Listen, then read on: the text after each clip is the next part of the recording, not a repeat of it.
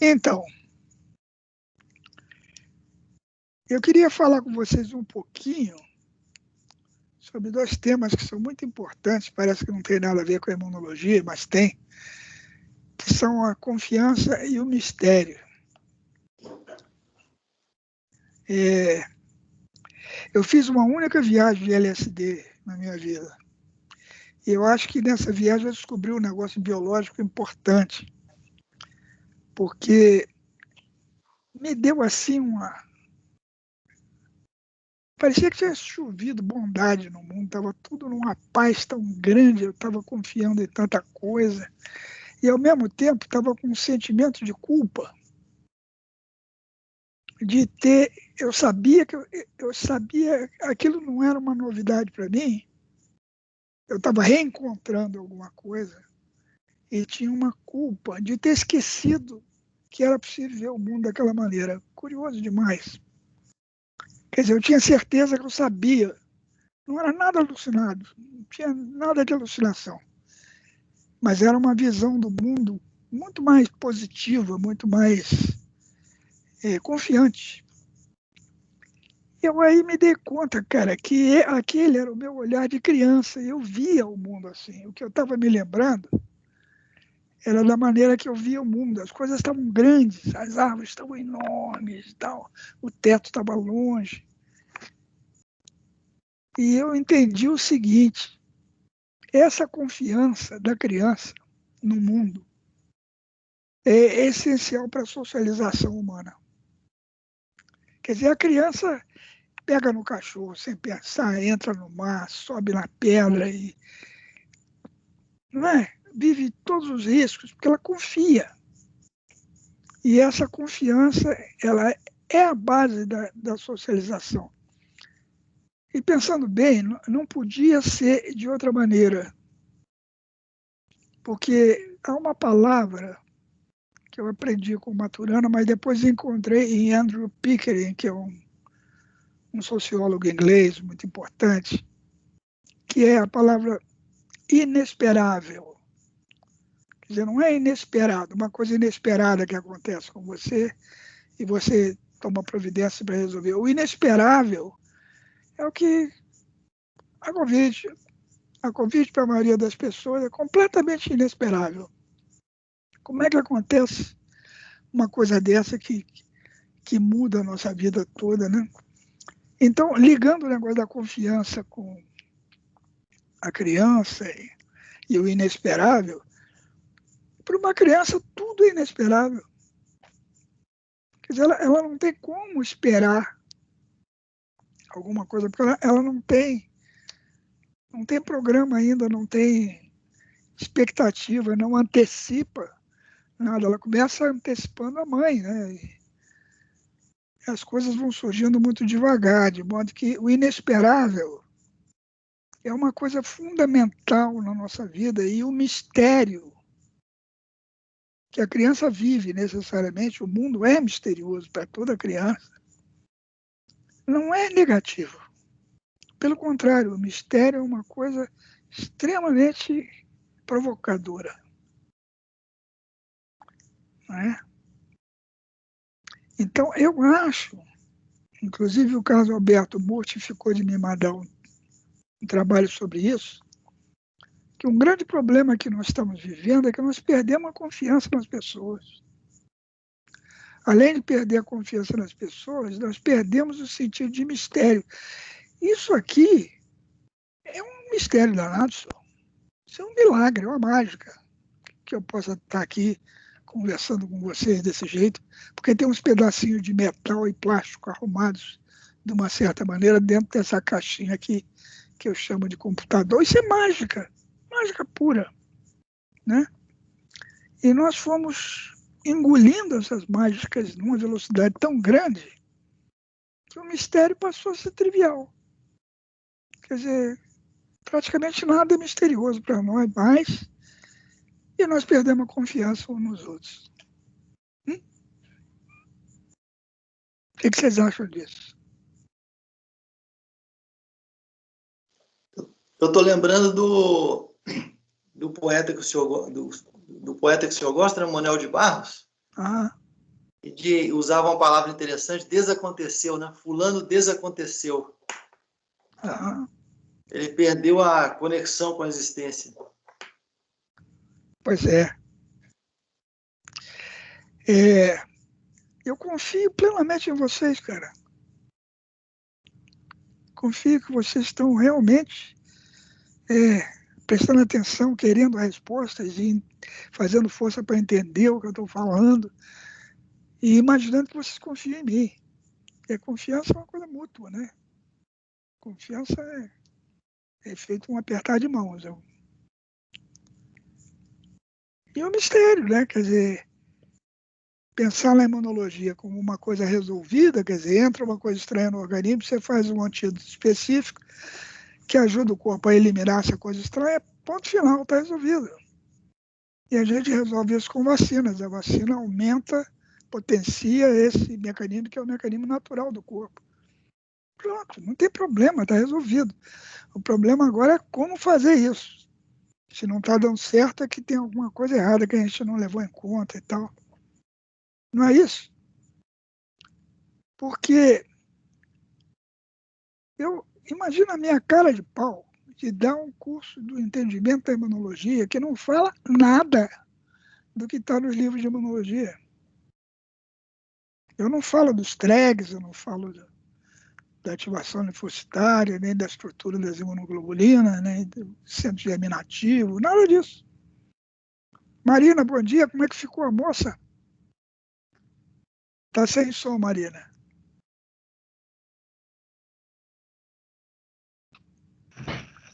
Bom dia, gente. A mocinha ficou bem, agora ela já está sem dor, mas era uma linfadenite mesentérica, não era apendicite, graças a Deus. Aham. Como é que se diagnostica isso, meu Deus? Com tomografia. Aí você vê os linfonodos aumentados e é isso. E a dor abdominal. Mas o que causou o aumento desses gânglios assim, até doer? O que foi isso? Aí talvez o senhor consiga explicar para mim melhor, porque uma linfadenite mesentérica é uma inflamação dos linfonodos de uma causa inespecífica. Então, assim, o sistema imunológico reagindo a algo que eu não sei. Algo que eu não sei o que é. Você parece a minha sobrinha, perguntei, cadê seu pai? Ela respondeu, ele está em algum lugar. Eu, quando bati de carro, bati de frente de carro, quase morro. Eu saí pela janela do carro e eu entendi que só tem um lugar nesse mundo. Só tem esse lugar onde nós estamos.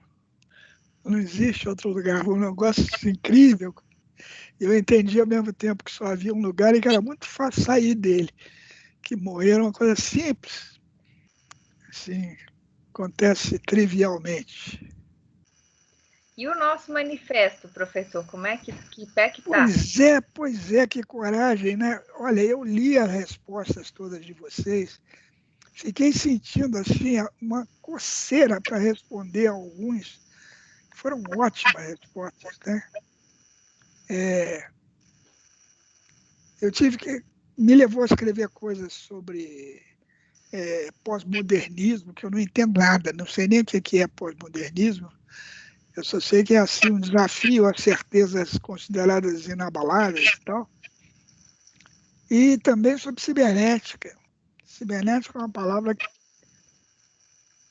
assusta. E as pessoas atualmente associam cibernética com computadores, né?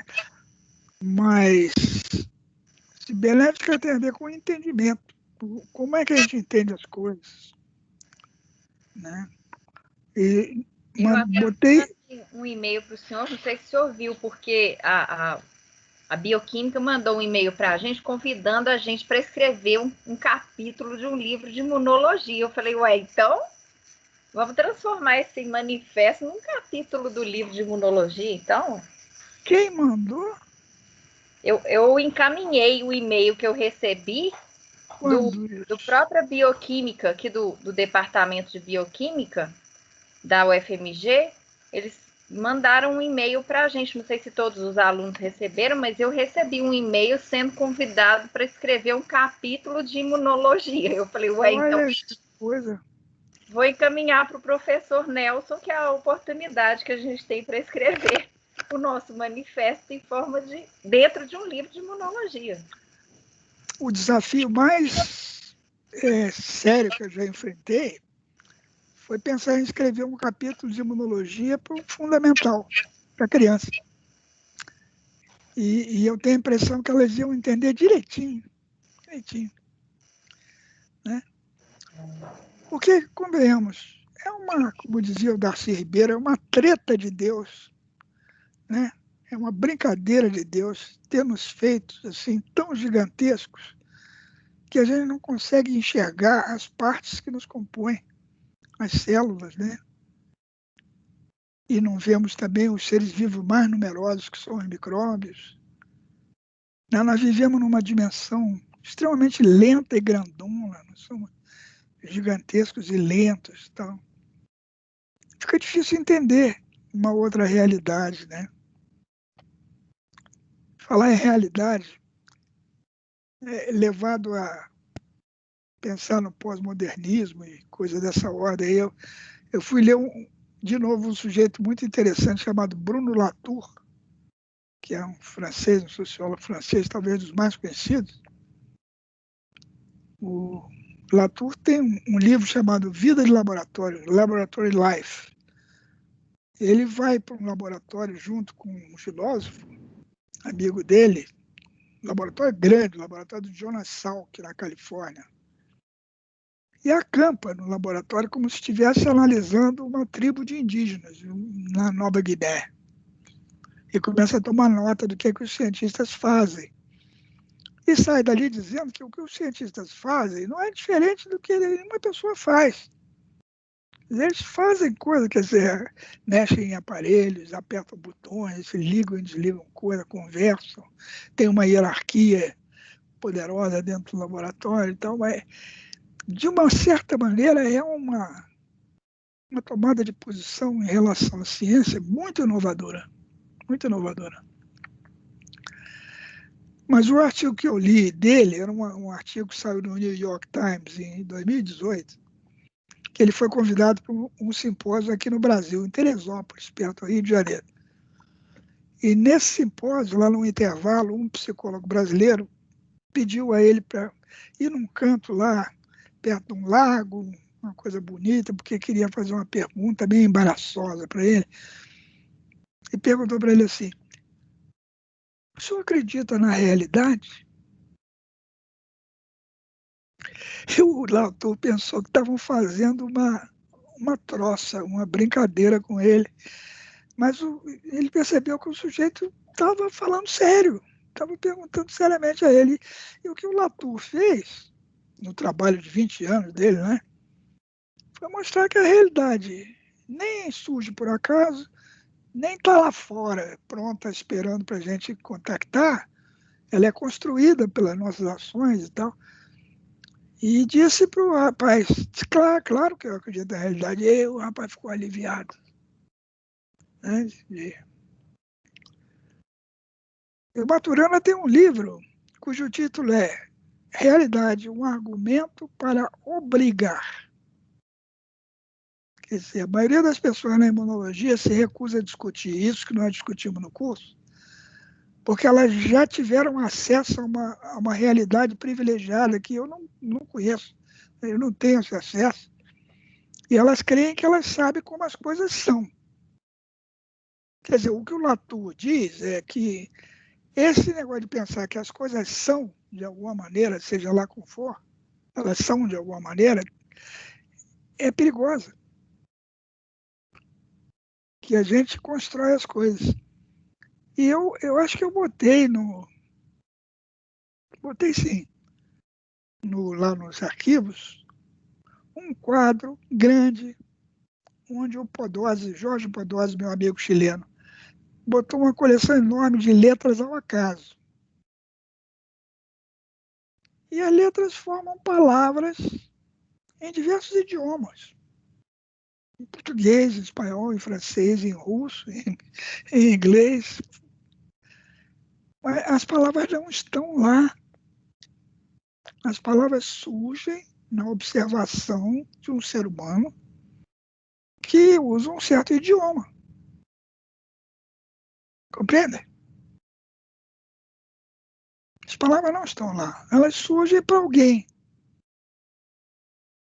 A minha proposta inteira é de que a imunologia é exatamente a mesma coisa.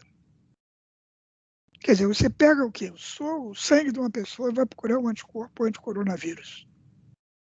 Então, o sangue dessa pessoa tem milhões de imunoglobulinas diferentes.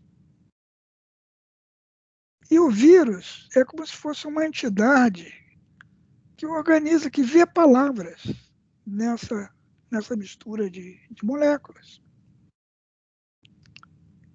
Não é? E você só vê que a pessoa está imune porque você armou um teste, um procedimento ultra sofisticado para fazer exatamente isso. Quer dizer, dar uma chance ao vírus de reagir com algumas daquelas coisas que estão ali. Então, se você pegar o soro de uma pessoa normal e usar o nível de sensibilidade adequado, você vai ver que ela tem anticorpo para o vírus. Pessoa que um esquimó que nunca saiu do Polo Norte, você vai procurar lá o anticorpo? Tem um pouquinho, tem. A formação de imunoglobulinas é um processo espontâneo do organismo e você forma 1 milhão. Não estou dizendo que o contato com o vírus não altera a produção de imunoglobulinas, que a gente chama de específicas, porque elas reagem de maneira visível, através do teste que a gente montou, reagem com o vírus. Não é? O nosso equívoco é achar que elas estavam lá à espera do vírus.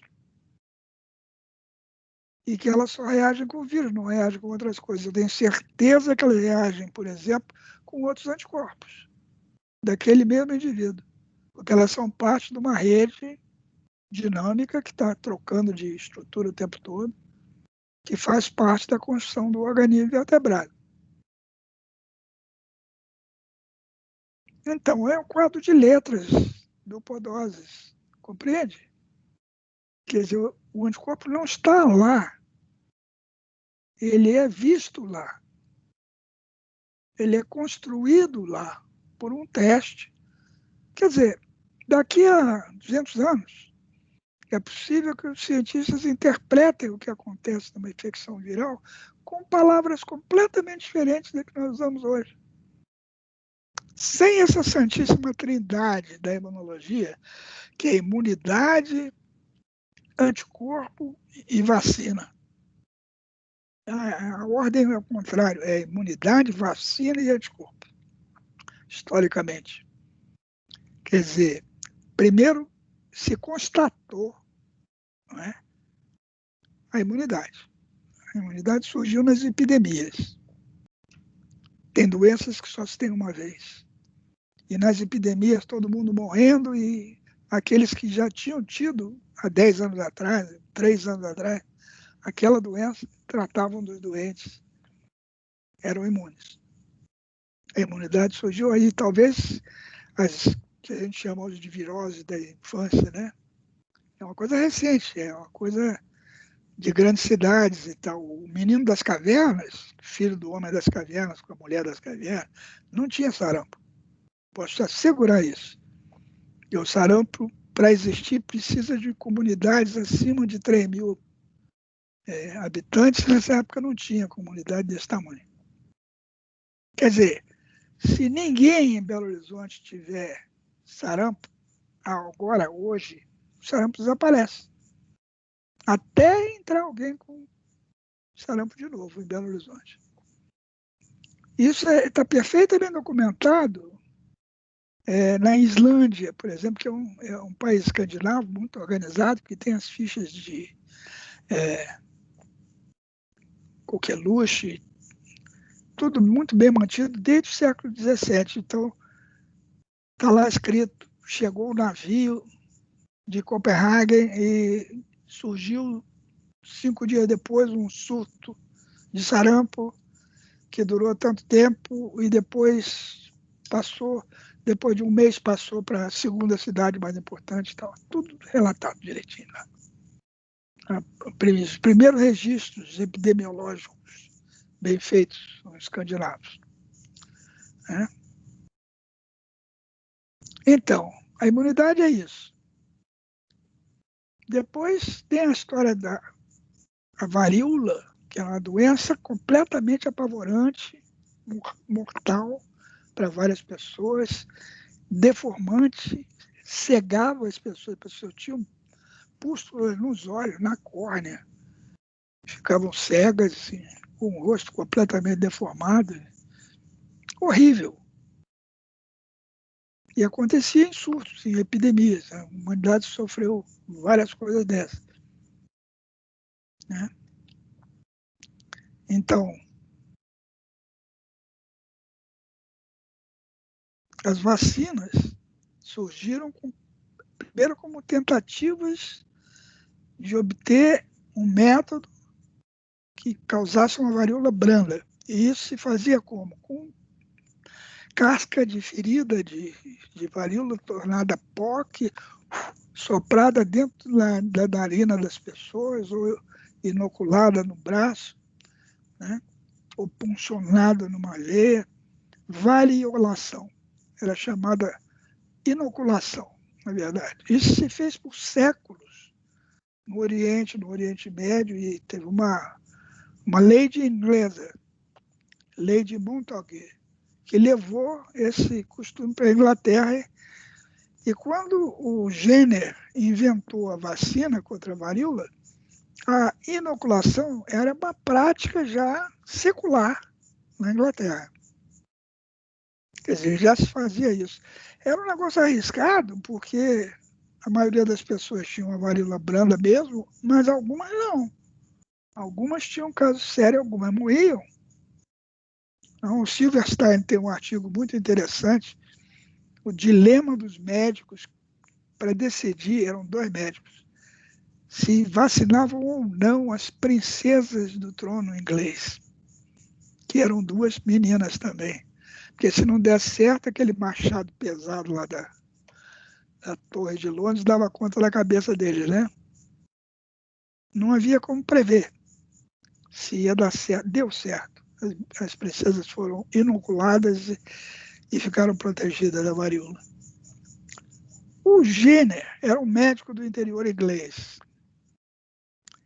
E havia um costume folclórico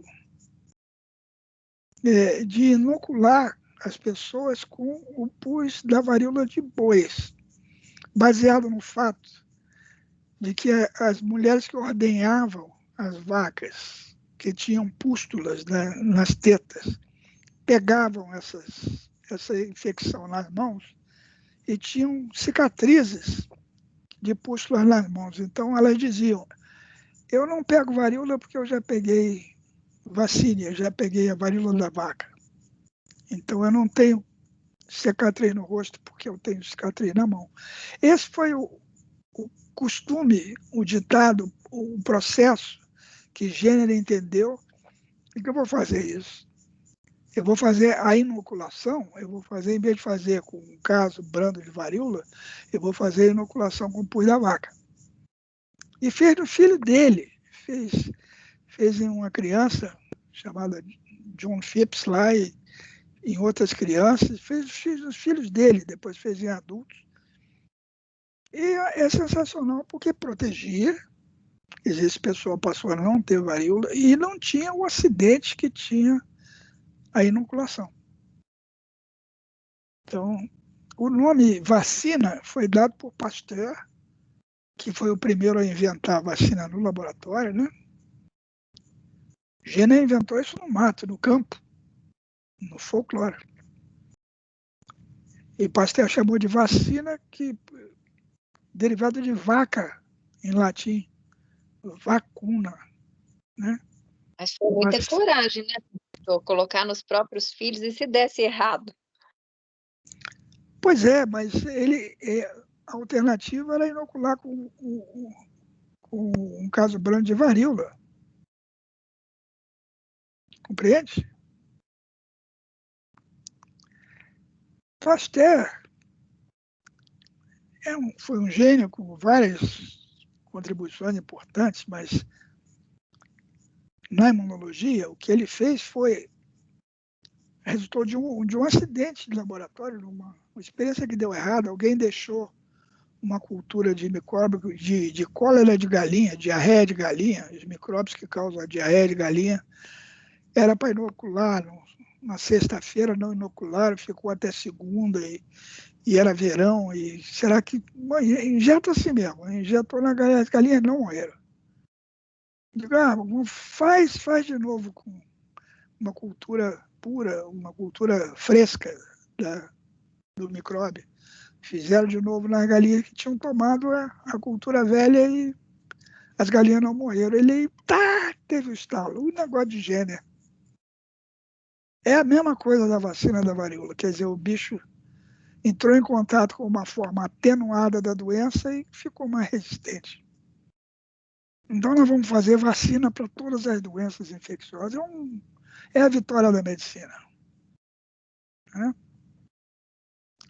Segundo elemento da Santíssima Trindade, a vacina.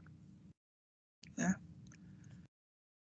Pasteur achava que ele tinha que atenuar o germe, o micróbio, para o micróbio funcionar, porque o mecanismo de ação da vacina era um mecanismo nutricional.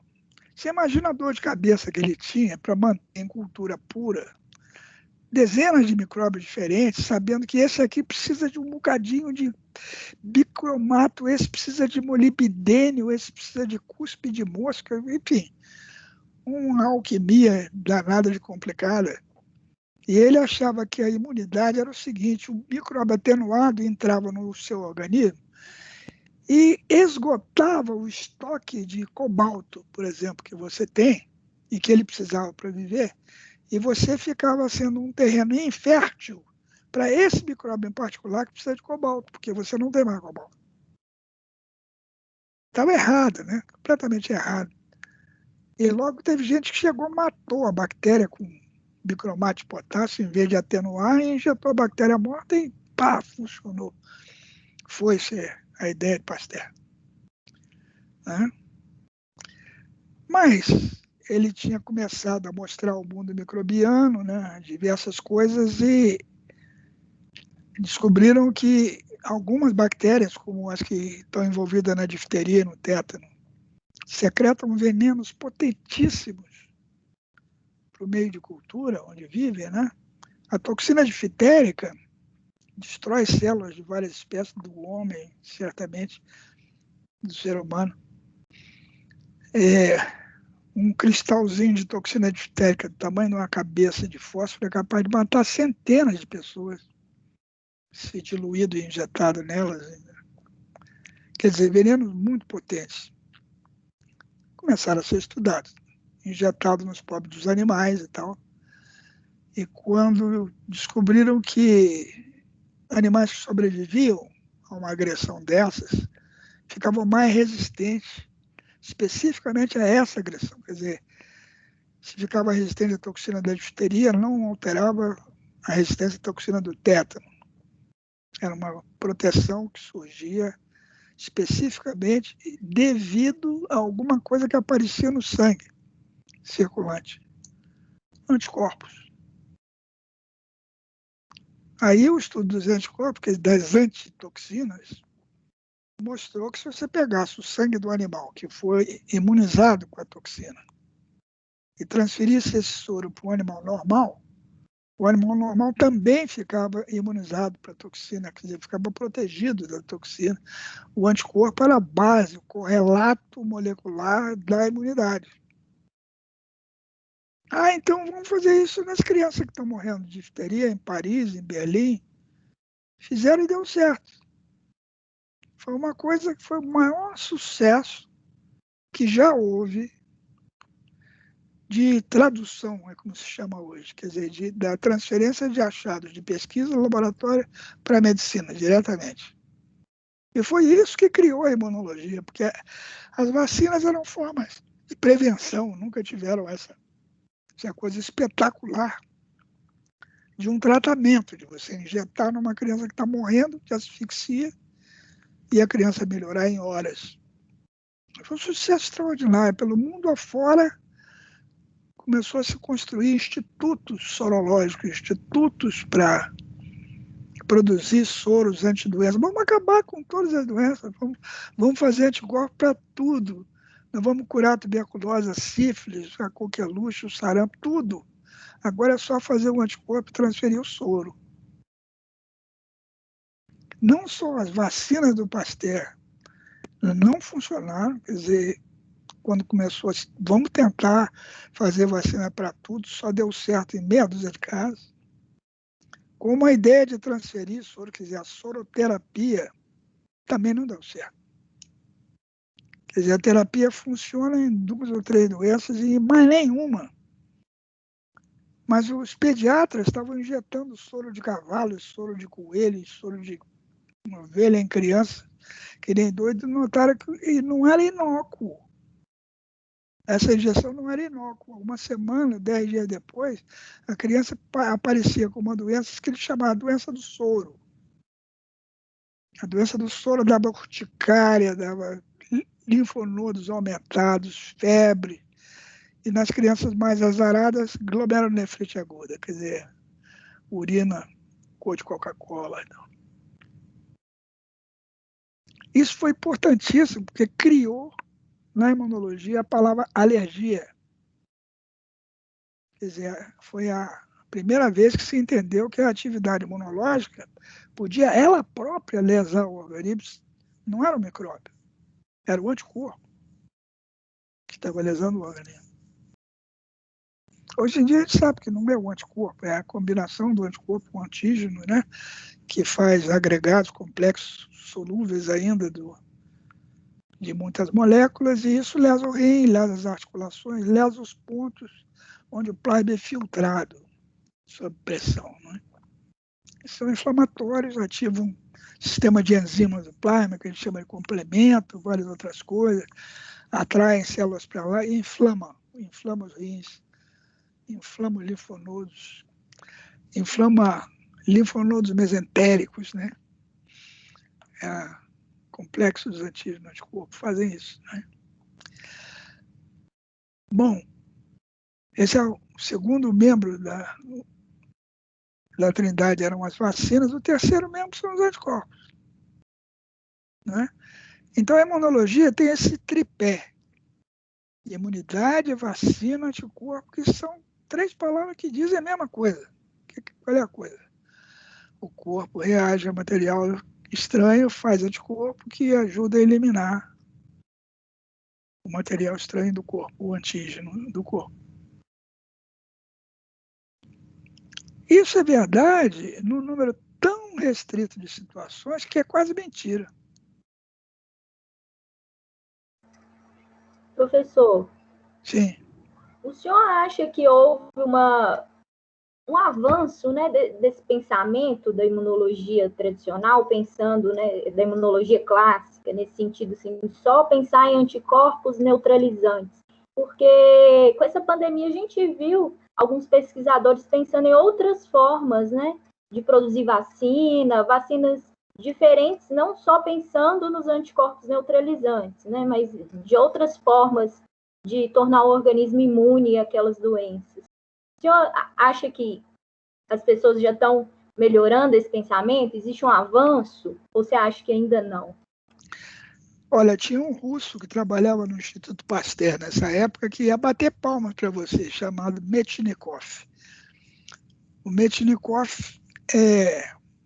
que trabalhou no laboratório com o Pasteur, né, no Instituto Pasteur, ele é uma figura muito romântica da imunologia. Vale a pena ler sobre ele, o que ele fez. Porque na imunologia do Pasteur não tinha defesa do corpo, não tinha uma definição de como é que surge essa defesa do corpo. Né? E o Metchnikov, ao contrário de Pasteur, era um químico metido em problemas médicos. Né?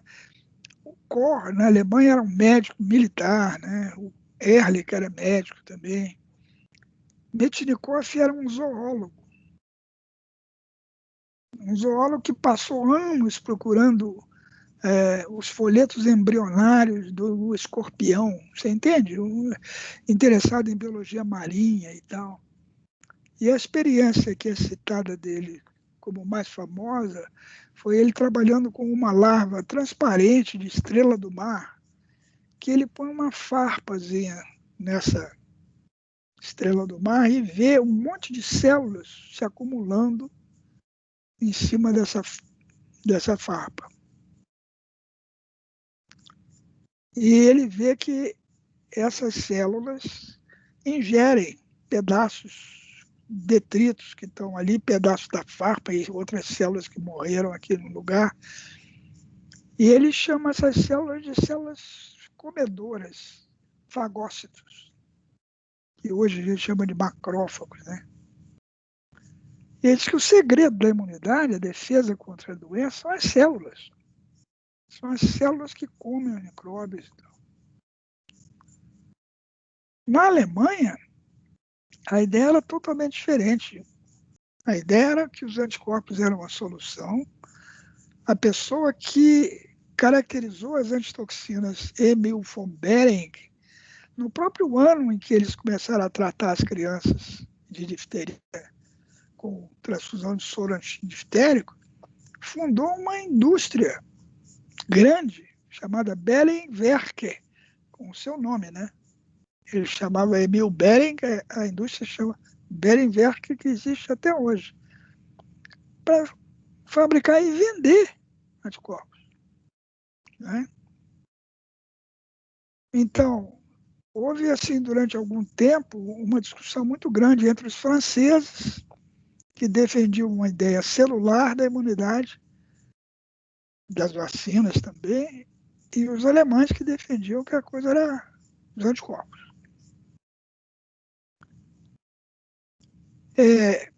Poucos anos depois se descobriu que os anticorpos facilitam enormemente a fagocitose.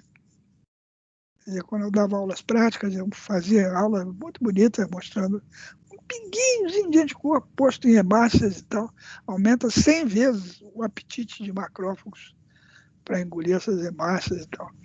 Então não tem realmente uma contradição entre o que Metchnikoff propunha e o que Behring e Ehrlich, que era o outro grande imunologista, propunha, porque as duas coisas se encaixam na facilitação da fagocitose pelos anticorpos. Eles ganharam o prêmio Nobel juntos em 1906. O Behring, que inventou os anticorpos, ganhou o primeiro prêmio Nobel de Medicina em 1901. Metchnikoff e Ehrlich ganharam juntos o prêmio de 1906. Mas o grande imunologista dessa época foi realmente o Ehrlich, Paul Ehrlich, porque trabalhando lá com a toxina difterica, que era muito instável, imagina, uma toxina que é ultra venenosa, que você vai usar para fazer soros e tal, que perde potência, assim, oxida rapidamente e deixa de ser tóxica por si só, horrível trabalhar com ela. Ele saiu atrás de uma proteína que não degradasse para padronizar a produção de anticorpos. E usou proteínas de plantas, usou proteínas vegetais. Tem um veneno que se extrai da mamona, que se chama ricina. A mamona é o Ricinus vulgaris. E o Ehrlich mostrou que você consegue fazer anticorpos contra a ricina e que a mãe transfere anticorpos para o filho, inclusive, protege o filho, o anticorpo é neutralizante, tudo. E que começou a fazer anticorpo para tudo que ele botava a mão. Ele mostrou que uma cabra é capaz de fazer anticorpo para as hemácias de outra cabra. Quer dizer, ele criou, experimentalmente, a base para uma coisa absurda. Porque o que o anticorpo tem de atraente? A especificidade. Ele ser particular, especial para aquela coisa, para aquele antígeno. Agora, como é que pode haver um processo que fabrica coisas especiais, particulares, para tudo que é estranho a um corpo. Se esse tudo que é estranho é ilimitado, é o mundo, não é? Como é que eu vou estar antecipando com meus anticorpos tudo que eu posso encontrar de perigoso para mim? Não faz sentido, né? E o Ehrlich, além de tudo, criou uma lacuna nessa afirmação muito séria. Ele disse, mas o corpo não forma anticorpos para os seus próprios constituintes, que são antígenos para outros animais. O corpo tem uma aversão, um horror, assim no sentido de repulsa, a autotóxicos. Ele tem náusea dessa história de agredir a si próprio. Nas palavras deles, é intensamente disteleológico, quer dizer, não faz sentido algum que o corpo tenha um mecanismo de destruir a si próprio.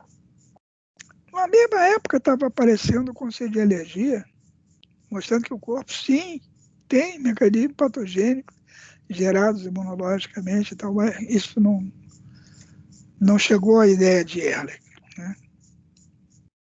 Então, ele criou, eu acho que a melhor e a pior ideia da imunologia. A melhor é essa versatilidade absurda, quer dizer, né? A plasticidade da atividade imunológica, que é incrível. E a pior ideia é essa ideia de que o corpo não reage a si próprio. Quer dizer, que a atividade imunológica, de alguma maneira, como é que eu vou dizer isso? Está afastada do corpo. Pensando como as pessoas tendem a pensar em um exército de defesa do corpo, é um exército que não conversa com o povo que ele defende. Não tem contato com o povo que ele defende. Tá? Então, a gente entra no século XX com essa bagagem teórica. Não é? O linfócito, que hoje em dia a gente sabe, o linfócito é a célula da imunologia, o linfócito está para a imunologia, assim como o neurônio está para a neurobiologia, né? O linfócito entrou na imunologia nos anos 60, 50, 60 anos depois dessa imunologia que eu estava conversando com você. Tem um trabalho do James Gowans, que foi um dos cientistas ingleses que ajudou a mostrar o papel do linfócito na imunologia. O trabalho se intitula Linfócito, um capítulo vergonhoso na medicina. A Disgraceful Gap in Medical Knowledge. Quer dizer, horrível. A medicina levou meio século fazendo bobagem. Né? O linfócito ali, toda a lâmina cheia de linfócito. Não. A célula importante na produção dos anticorpos deve ser o macrófago, porque você injeta o antígeno vai para o macrófago. É o macrófago que pega o antígeno. Até chegar a Yerne, em 1954, que fala essa frase que eu digo, é a frase mais importante da imunologia, vocês têm que repetir e têm que entender essa frase. O antígeno não participa da formação do anticorpo. Quer dizer, a célula que está fazendo o anticorpo, que tem os genes para fazer o anticorpo, que é secretado pela célula, não tem molécula de antígeno ali dentro. Nenhuma. Essa molécula é feita antes do encontro com o antígeno. Eu sei que é ruim pensar assim, porque tinha tanta coisa que a gente já sabia que está errada, né? Que a gente tem que pensar de novo. Mas isso é consensual entre os imunologistas. Imunologista é um bicho esquisito, né? Você dizer, todo imunologista sabe disso. Sabe, mas é como se não soubesse. Quer dizer, sabe e continua trabalhando como se os linfócitos que reagem numa resposta imune estivessem inertes, à espera do antígeno. Aquela história de estar esperando, né, uma multidão esperando o inesperável. Lembra do começo da minha conversa? Tudo é inesperável para uma criança, não é? De uma certa maneira, tudo é inesperável para o nosso sistema imune também.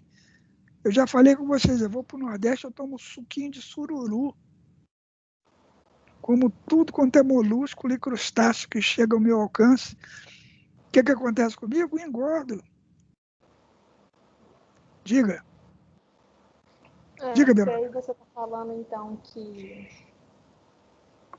essa ideia de apresentação de epítopos do sistema MHC para a formação de anticorpos está errada? Não. Eu estou dizendo que isso é um capítulo particular da maneira como o MHC trabalha no corpo. Quer dizer, se você pegar a molécula de MHC e tirar o peptídiozinho que está encaixado lá e for perguntar de onde vem esse peptídeo, 90% vem do próprio corpo.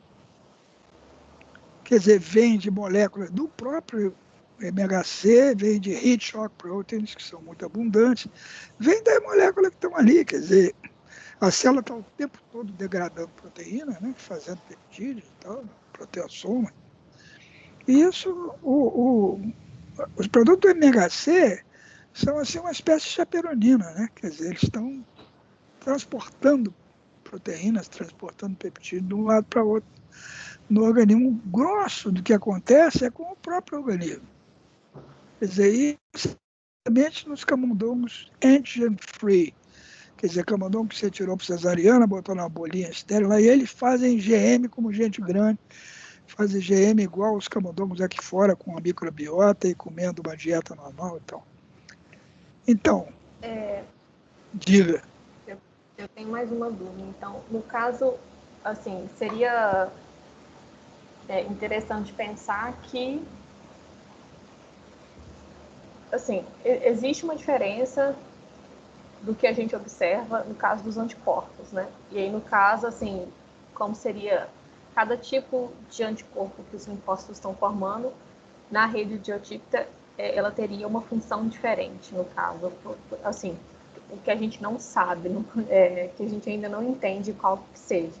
Que hoje em dia a gente entende como anticorpos neutralizantes aqueles que são têm uma especificidade certa para, assim, no caso seriam IgGs, né? Mas aí a gente ainda não entende qual seria essa, assim, não entende como é produzido esses outros anticorpos, como IgGs, IgAs, ou os outros anticorpos que são formados também por essa apresentação do sistema MHC. Só que, assim, essa rede inteira, e como é formado, tanto para os peptídeos que são do próprio corpo, quanto que são dos antígenos, é isso que a gente ainda não está entendendo, né? No caso, falando específico de produção de anticorpos e não de imunidade celular, que a gente chama hoje em dia.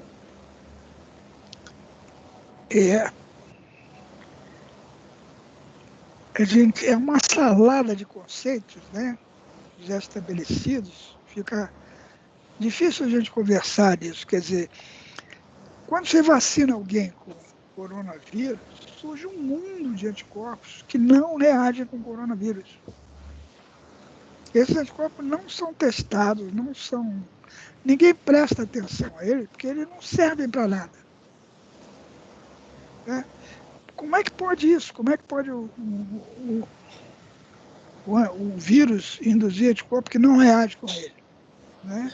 Professor, mas se isso é verdade, então provavelmente o antígeno não só não participa da construção do anticorpo, mas também não seleciona essa produção, porque aí a gente entenderia a produção na verdade, a imunização como uma perturbação dessa rede idiotípica. Porque Exatamente. Se você não, né? Exatamente. Quer dizer, mais ou menos por aí?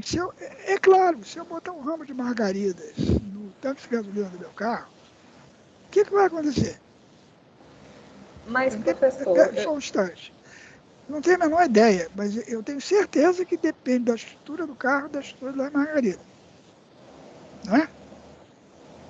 Quer dizer, se eu entender direitinho como é que o meu carro funciona, eu vou poder prever como é que essas pétalazinhas entrando nesses tubinhos e tal, o que vai fazer no funcionamento do carro. Agora, se eu olho para o organismo com tábula rasa, quer dizer, está aqui uma pessoa que não é imune, ela não tem anticorpo nenhum para o vírus. Eu vou injetar a vacina nela, porque vai aparecer anticorpo para o vírus. Injeta a vacina nela e aparece, certamente, aparece anticorpo para o vírus. Mas chega esse chato para dizer, não, mas tem muitos outros anticorpos que não reagem com o vírus, que também são formados. O que você quer fazer com esse cara? Manda ele calar a boca. A gente quer um anticorpo vírus, né?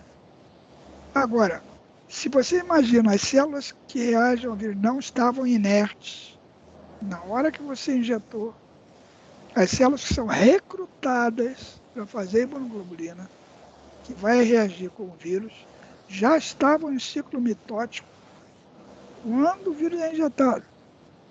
Não, elas estavam em ciclo mitótico para quê? O que elas estavam fazendo? Né?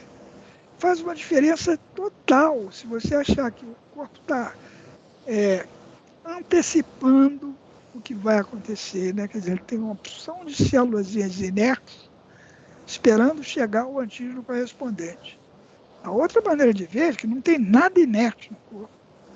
Está tudo funcionando, as células estão interagindo com a outra, estão dividindo, está saindo célula, está entrando célula nova, estão interagindo aos milhões ao mesmo tempo.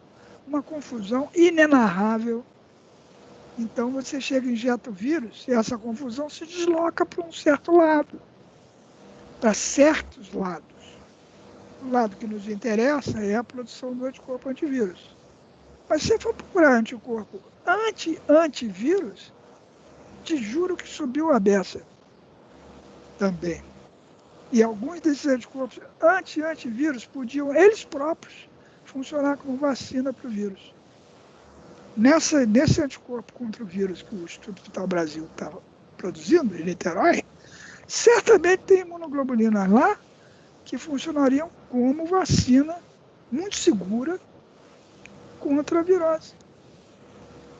Por quê? Porque eu estou pensando de outra maneira, porque eu sou um daqueles chatos que diz, presta atenção nas outras imunoglobulinas que estão sendo formadas também, porque o que aconteceu foi uma perturbação de um sistema fisiológico que tem a ver com o corpo em si, e o corpo não obedece a comandos moleculares. Quando você põe lá uma molécula que não pertence ao corpo, sofre um estudo. Aí tem que se rearranjar para continuar a viver coerentemente com o quê? Com ele mesmo. A única coisa que o corpo faz é o próprio corpo. Professor, você pode repetir? Eu não estou entendendo direito essa última parte que você falou. Eu vou pedir ao Felipe para explicar. Felipe, explica isso. Nossa, professor, eu acho que eu não tenho preparo para explicar isso, não. Eu vou explicar a minha pergunta. Então.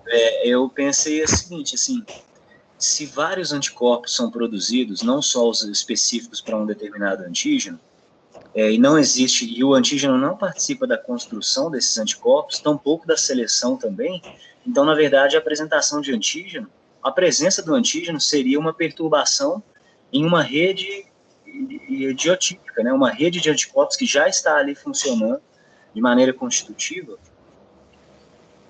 e que não está ali esperando a presença do antígeno, né? Que ela sequer conhece antes de ser encontrada. Eu acho que seria mais uma perturbação de uma rede de anticorpos que é produzida de maneira constitutiva. A Verônica continua com a carinha perturbada, ela não está satisfeita, não. Não, é porque eu acho assim, eu entendo que o nosso corpo está produzindo anticorpos a todo momento. E aí, se você injeta uma vacina, você injeta um vírus lá, ele vai continuar formando os anticorpos que ele normalmente já faria e também os anticorpos específicos ao vírus, digamos assim. Então, quando a gente coloca... Só um instante. O anticorpo que reage com o vírus, ele já fazia também.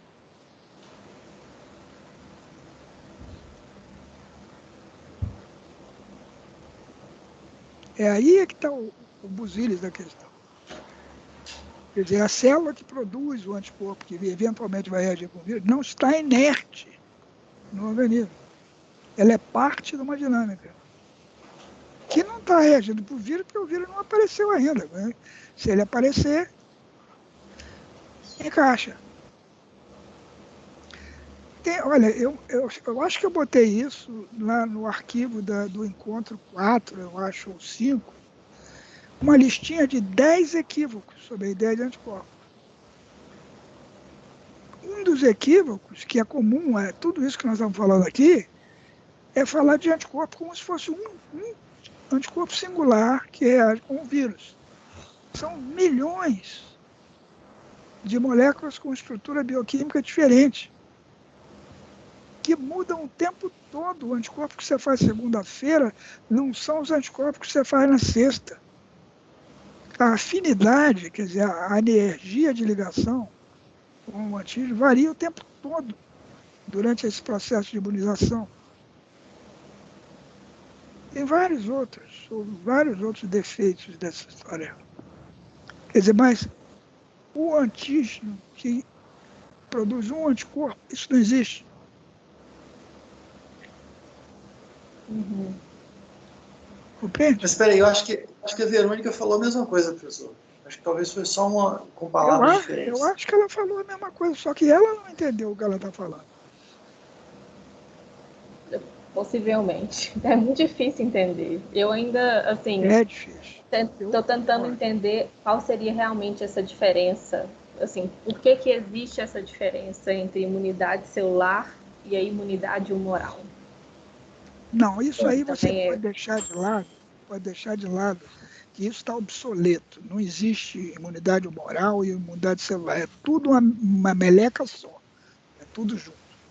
Essa divisão aí vem do estudo da tuberculose no século XIX, a gente discute isso mais para frente. Tá? A história de imunidade celular, não existe imunidade acelular. Então, os anticorpos são produzidos por células. Quer dizer, toda a imunidade é celular, então não tem... Isso é um outro equívoco que é preciso levantar. Só que agora que eu falei, eu esqueci o que eu ia dizer para você. Acontece, né? Diário de família, né? Não é só porque eu estou ficando velho. Estou ficando, imagina que modéstia. Professor, quase que eu falei na minha banca de mestrado que toda imunidade é celular. A pessoa da minha banca estava insistindo lá que o meu material, a resposta era celular e não era de anticorpos. Quase que eu falei o que o senhor falou aí. Mas manter, né, Aqui, professor, pensando numa forma, então, alternativa às vacinas, o senhor, não sei se seria ignorância minha, né, sugerir isso, o que o senhor acha de, então, dar pela boca esses antígenos, sei lá, o vírus inativado, né, já que vai entrar em contato ali com um monte de linfócitos que já estão ativos? Tem vacinas que estão fazendo isso, né, inclusive no Brasil.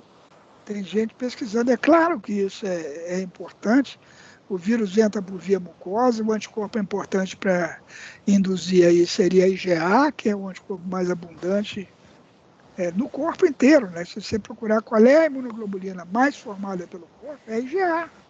Né? Não só a que está circulando, como aquela colocada nas mucosas do corpo. Então, por que nos faz isso? Porque esse negócio de mucosa e tal... Quando eu comecei a trabalhar em tolerância oral, lá, fim dos anos 60, né, estava evidente que a gente tinha tropeçado num iceberg. O problema era gigantescamente maior do que aquilo que a gente estava mostrando.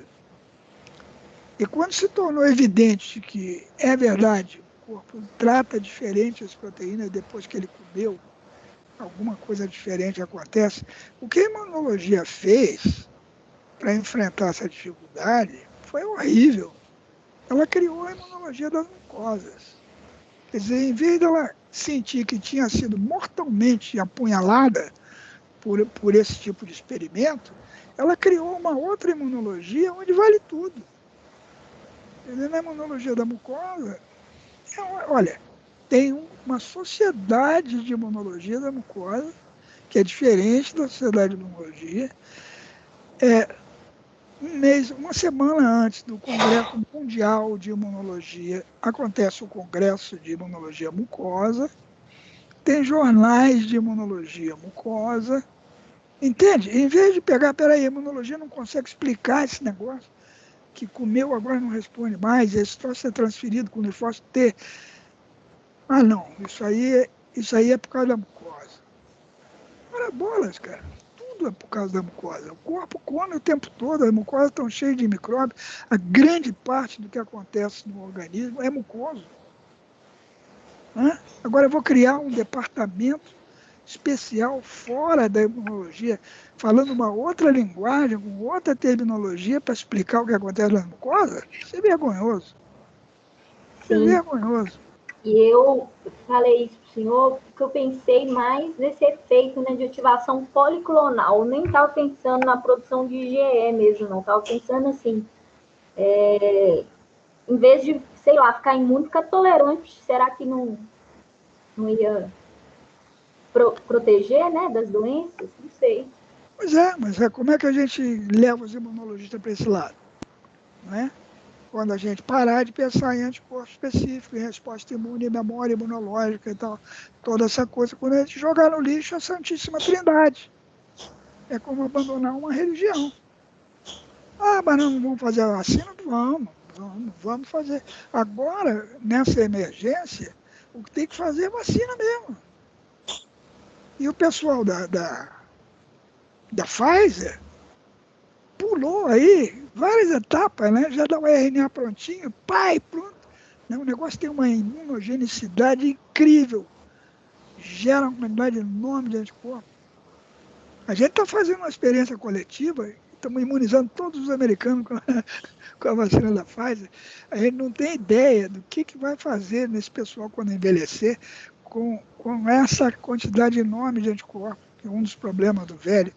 É fazer grandes clones, né? Grandes respostas imunes, e com isso perder flexibilidade, porque na imunologia normal do jovem tem muitos pequenos clones fazendo pouca coisa. Agora, você vem com uma vacinona dessa e dá-lhe uma traulitada que aparece um montão de anticorpos.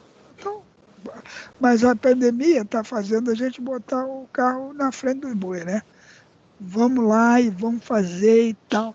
O Congresso Nacional já votou uma lei que a Anvisa só tem 5 dias para resolver se uma vacina pode ser usada, porque já decidiram na Rússia que ela é segura, então nós temos que usar aqui, porque nós não somos diferentes da Rússia.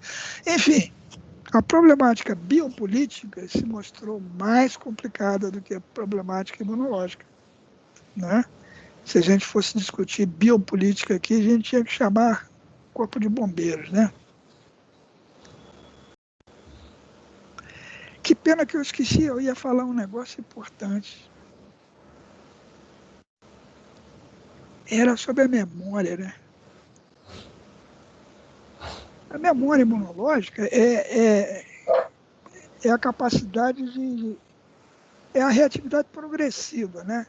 É respostinha, resposta, respostão. Toda vez que você encontra o antígeno, você responde mais. É a dose de reforço da vacina, a segunda dose, que tem que dar 3 semanas depois, 2 semanas depois. Por quê? Por que tem que esperar esse período? Ah, bom, é porque a gente tem que esperar os linfócitos se dividirem e tal, e quando eles pensam que já está tudo resolvido, você volta, dá um susto nele, dá um drible nele, bota o mesmo antígeno de novo, aí é aquele pandemônio, forma 30 vezes mais anticorpo e tal. Isso não acontece com os antígenos que a gente come. Não acontece com os antígenos da microbiota. Não é assim que o corpo funciona. O corpo não fica levando susto com esse negócio. Quando sofre um susto desse, a gente chama alergia alimentar. É perigoso. Né? A minha proposta sobre a patologia imunológica é de que toda a patologia imunológica ou é influenciada pelo que eu chamo uma expansão oligoclonal, quer dizer, por uma baixa da diversidade clonal. Quer dizer, em vez de ter milhões de anticorpos que reagem com o vírus, você tem 3 clones grandões. Né? Compreende? Por que é errado ter grandes clones? Porque o linfócito, quando você põe um linfócito num ambiente que não tem linfócito, ele se expande enormemente. Se chama linfopoiese por linfopenia. Esse é um termo técnico da imunologia, ultra comprovado. Você sabe o que para a linfopoiese por linfopenia? Outro linfócito. Quer dizer, linfócito não gosta de ficar sozinho. Linfócito vive em companhia de outros linfócitos. Quando você põe muitos linfócitos juntos, tá tudo numa boa. Quando você põe pouco linfócito, esses poucos linfócitos que você põe lá, despandem que nem doido. Isso é ruim para o organismo, por quê? Porque o linfócito é uma célula que secreta 30 substâncias que agem em outras células, algumas são inflamatórias, outras anti-inflamatórias. Então, desarruma o negócio, se tiver pouca célula. Isso está demonstrado claramente nos trabalhos de um sujeito chamado Sakaguchi, que foi um dos pioneiros do que hoje se chamam as TREGs.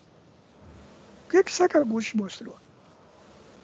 Ele mostrou que se você tirar o timo de um camundongo neonato, ele fica imunodeficiente.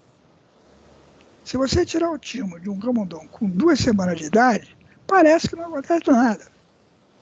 Quer dizer, a imunologia dele só vai ser alterada daqui a uns 6 meses, isso é outro problema. Mas na hora assim não acontece nada, se você tirar o timo de um adulto jovem. Mas se você tirar o timo de um camundongo de 3 dias, ele tem doença autoimune. Inúmeras doenças autoimunes. Por que o camundongo de 3 dias, por que o camundongo neonato fica imunodeficiente e o camundongo de 3 dias tem doença autoimune? É porque nesses 3 dias o corpo foi semeado por linfócitos que vieram do timo e se tirou o timo, faltaram aqueles que iam fazer companhia para esses linfócitos que já chegaram na periferia, e eles se expandem que nem doido e causam a doença autoimune.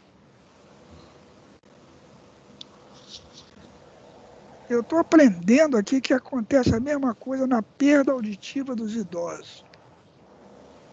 Tem um geriatra da Harvard, que se chama Lewis Lipset, e diz que envelhecer é perder diversidade.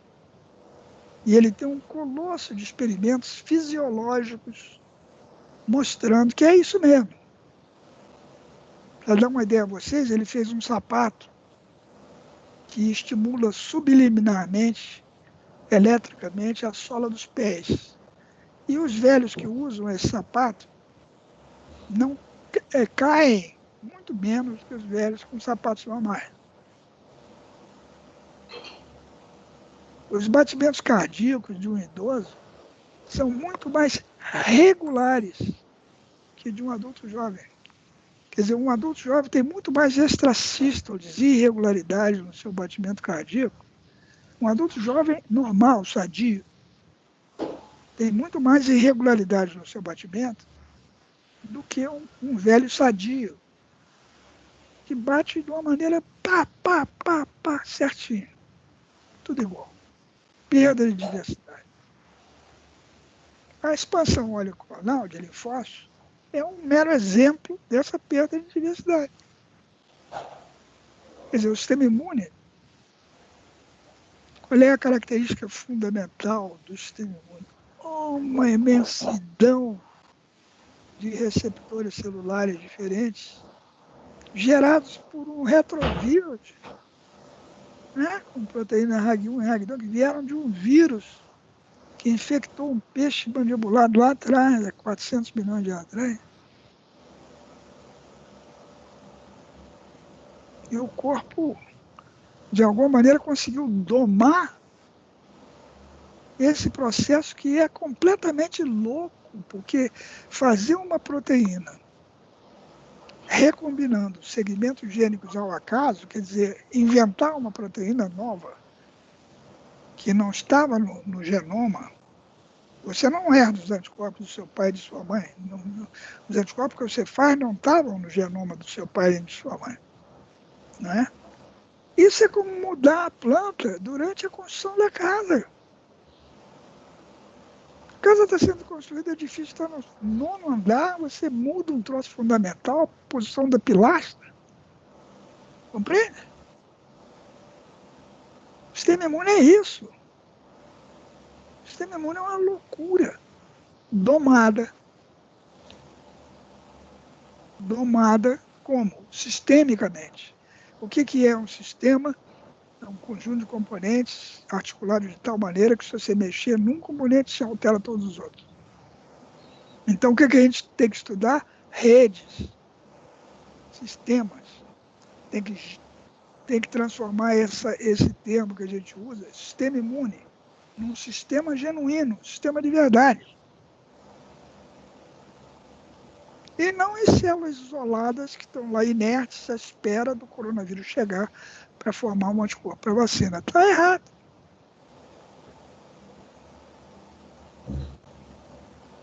Professor. Diga. Verônica, você quer falar primeiro? Pode falar. Não, pode falar. Não? Ah, tá. Não, então, eu estava pensando aqui, professor, me veio uma dúvida. Se essa rede idiotípica de anticorpos já está presente de maneira constitutiva e não para anteceder um encontro com o antígeno... Ela está mudando o tempo todo, né? Está mudando o tempo todo, tá certo?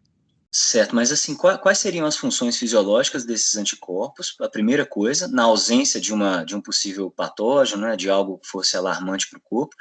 E a segunda parte, assim, se todos esses milhões de subtipos de anticorpos vão aumentar em nível depois de um primeiro encontro, por que nós não deterioramos o organismo inteiro, já que não há uma especificidade? Se a especificidade contra o antígeno é projetiva, então há milhões de anticorpos diferentes numa resposta que a gente pensa que é específica. Então, se há milhões de tipos de anticorpos que aumentam em número, né, não só em tipo, mas em número, durante a doença, por que a gente não deteriora o organismo inteiro? Já que esses milhões de anticorpos, afinal de contas, têm afinidade química com tudo, virtualmente, não só com, por exemplo, a proteína do SARS-CoV. Pois é, Felipe, é tão difícil a gente falar do meio do pântano, a gente está nesse pântano com água pelo pescoço, né? O seu raciocínio é o tempo todo em termos de resposta imune, né? No termo de expansão clonal. E o que eu estou lhe dizendo é que a expansão clonal não é a forma de atuar da atividade imunológica. A forma de atuar da imunidade imunológica, ela é interconectada e mantém níveis muito baixos de expansão clonal. Se você for procurar qual é o tamanho dos clones de linfócito B num adulto sadio normal, tem 4 células, 8 células no máximo. São cloninhos, pequeníssimos, milhões deles. Né? A outra coisa, para que serve isso? Né? Também a conceito de função, as coisas no corpo tem que ter uma função. Né? Eu podia dizer que a função do queixo, no Homo sapiens, é dar emprego para os paleontologistas, os arqueologistas, que eles ficam felicíssimos quando encontram uma mandíbula que tem queixo, que é característica do gênero Homo, porque os outros primatas grandões não têm queixo, né? O gorila não tem queixo, o chimpanzé não tem queixo, então a função do queixo é dar emprego para paleontologista. E, né, servir de alvo para boxer também, porque um soco no queixo bota o sujeito para dormir rapidamente, né? A função dos anticorpos, a função do sistema imune, não deve ser um negócio assim muito sério para o viver dos mamíferos, não, dos vertebrados, né? Porque os animais sem sistema imune, aquele que você tira as RAG, faz um knockout de RAG1 ou de RAG2, as duas funcionam em cadeia, se você tirar uma, a outra não funciona. Um animal que é RAG knockout não tem linfócito nenhum, não tem intraepitelial, não tem isso, não tem aquilo, não tem gama delta, não tem alfa, não tem nada. Não tem T, não tem B. Então. Esse bicho vive razoavelmente, se reproduz em colônias que não precisam assim de tanto cuidado, em biotérios SPF, significa Specific Pathogen Free, quer dizer, biotérios limpos. Quando eu soube disso, em Portugal, eu quase caí para trás, porque na minha ideia, um rato local tinha que ficar numa bolha estéril. Não pode ficar num biotério, porque ele está cheio de micróbios, né? Tem bactérias, tem vírus, tem fungos, tem protozoários, então, num bicho que não tem linfócito nenhum. E ele vive. E se reproduz. Então, veja como é diabólico isso. Se o sistema imune faz alguma coisa que não tem a ver com a proteção contra doenças infecciosas, essa coisa não é imediatamente evidente. Porque senão esse bicho não podia existir no biotério SPF. Ele morreria com qualquer bactéria, com qualquer... Quando eu trabalhei em Nova York, nos anos 70, eu trabalhei no mesmo laboratório com um sujeito que foi importantíssimo em caracterizar um órgão linfóide de ave chamado bursa de Fabrícios, que é importante na formação do linfócito B, NOWONA. E você consegue fazer galinhas sem bursa, injetando testosterona em altas doses nos embrionários. Isso altera lá o metabolismo e nascem galinhas que não têm bursa, portanto não tem linfócito B. Tem T, mas não tem B. E o Noel tinha lá um monte de galinhas nas suas gaiolas sem bursa. E eu já nesse tempo me preocupava, ô Noel, como é que pode esse bicho aqui, é cheio de micróbio aqui, funcionar sem linfócito B? Como é que pode? E ele virou para mim rindo e disse assim, eu não contei para elas. A gente não sabe. A gente não sabe. O professor, mas sabe que eu acho que essa pergunta do Felipe, né, a respeito da função, ela é muito legítima, porque para nós jovens, né, cientistas, talvez inexperientes, é difícil, né, a gente fica querendo relacionar, atribuir essa produção de anticorpos com alguma coisa de qualquer jeito. Eu vou te dar uma função, então, eu acho que vocês vão ficar interessados nisso, porque isso é um assunto extremamente atraente, e eu vou mandar a bibliografia nesse sentido. Talvez exista para seleção sexual. A preferência sexual em várias espécies depende do MHC. Ah, que massa. Nossa, quero ler, sim. Mas Quer dizer, o camundongo escolhe, se ele tiver chance de escolher um parceiro sexual, ele escolhe um parceiro que tem um MHC mais diferente dele. E experiências em humanos, pegaram homens, mandaram usar uma camisa de meia, assim, por baixo da camisa normal, durante uma semana sem tomar banho, aí extraíram o cheiro daquele negócio, né, e deram para mulheres cheirar e dizer qual cheiro era pior ou melhor, como elas preferiam os cheiros. E os cheiros foi exatamente isso. Os cheiros mais preferidos eram os que diferiam mais num HLA, quer dizer, num MHC humano. Que tal essa função para o MHC, para a atividade imunológica?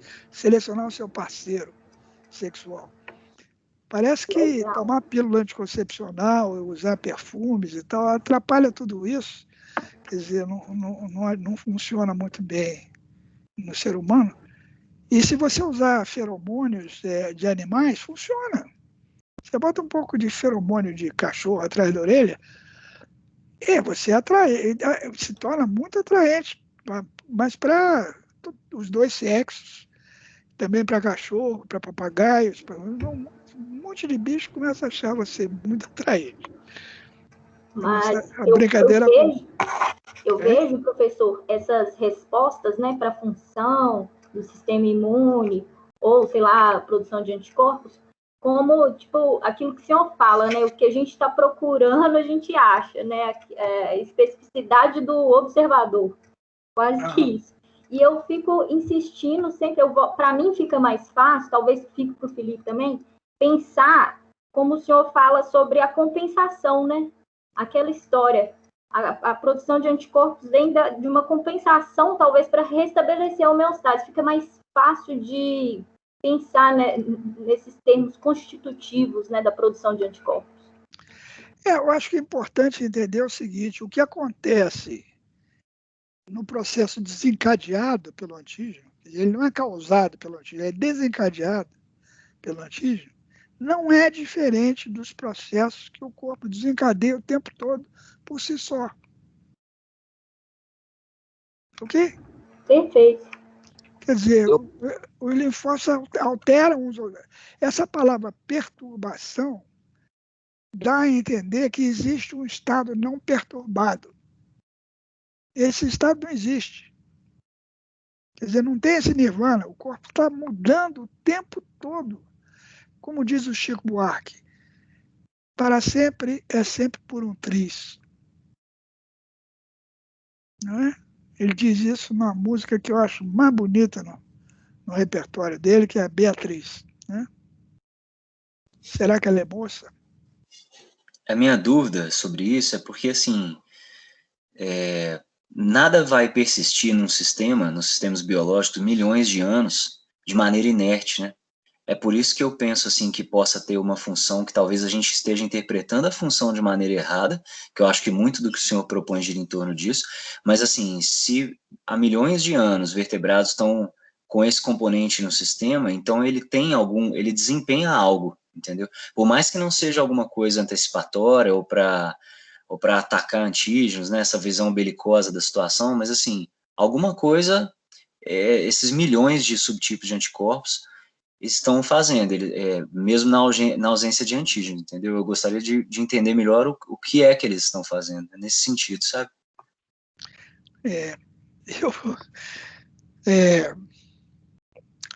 No textinho que eu escrevi sobre cibernética, né, eu mencionei lá um dos pais da cibernética inglesa, foi um sujeito chamado Ross Ashby.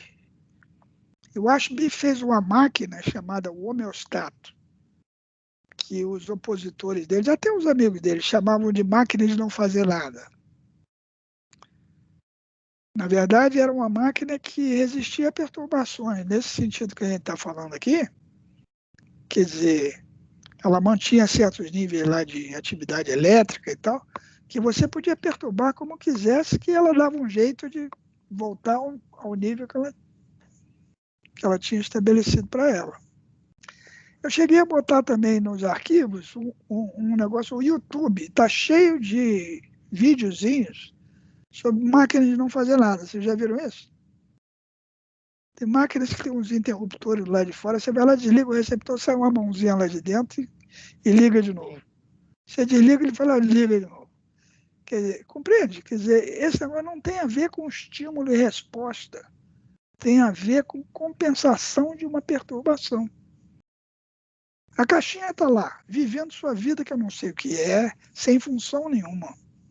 Mas tem um interruptor que eu desligo, ela vai e liga. Porque seja lá o que ela for, ela precisa daquele receptor ligado. Como diz o Felipe, esse receptor tem uma função. Mas ela não faz nada. Sabe? Se você olhar para ela assim, cinicamente, ela insiste em viver com aqueles receptores naquelas posições, e se você mexer nesses botões, ela vai, de alguma maneira, vai dar suas cambalhotas e vai voltar ao status quo ante. Eu pus um mundo de coisas, não é, no arquivo lá que eu escrevi, porque eu fiquei entusiasmado com algumas respostas. Algumas respostas foram sensacionais. Tem gente que mudou muito pouco no que pensava da imunologia, continua pensando em resposta imune, continua falando nas coisas tradicionais. É natural. assim, meia dúzia de encontros. A gente não vai mudar uma coisa que vocês estão aí há quase 20 anos aprendendo, né? Me deu vontade de escrever para essas pessoas que eu gostei muito das respostas e tal, mas aí me deu, eu tenho que escrever para todo mundo, né? Se eu escrever para as que eu gostei, muito mais razão, eu tenho que escrever para as que eu não gostei, não no sentido de censurar, mas no sentido de tentar ajudar, né? E não tive tempo ainda para fazer para todo mundo, mas vou pensar nisso. Nem que seja um paragrafinho ou dois, mandar para cada um de vocês. Vai ser bom saber o que os colegas estão dizendo. Ah. E ouvir a sua síntese. Uma delas que me desamou foi que me chamou de pós-modernista. Já houve uma menina muito culta também em cursos anteriores que disse que eu era pós-modernista. Não sou, não. Eu achei assim, tão amedrontador esse negócio de ser pós-modernista. Eu não sei nem o que é ser modernista, imagina ser pós-modernista. Mas me fez voltar a ler Bruno Latour e tal.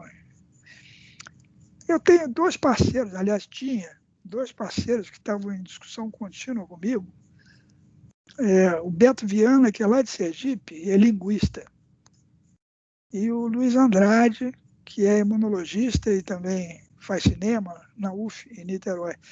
Mas o Luiz foi nomeado secretário de Ciência e Tecnologia da cidade de Niterói. Nossa Senhora, isso é como segurar um tigre pelo rabo, né? Um negócio no meio dessa pandemia, sem dinheiro nenhum para a ciência. Perdi o contato com o Luiz, não está mais disponível para a gente conversar de imunologia. O Luiz foi o imunologista brasileiro mais bem treinado que já houve, porque ele fez doutorado no Instituto Pasteur com o Antônio Coutinho, ficou 6 anos lá e voltou sabendo o diabo de imunologia, sabia a imunologia atrás para frente. Depois que voltou, caiu nessa rede de ensino, laboratório mal equipado e tal, nunca mais fez experimentos, mas é uma pessoa incrível para conversar. Bom, gente, eu vou desligar a gravação. Eu tenho posto a gravação no YouTube, né?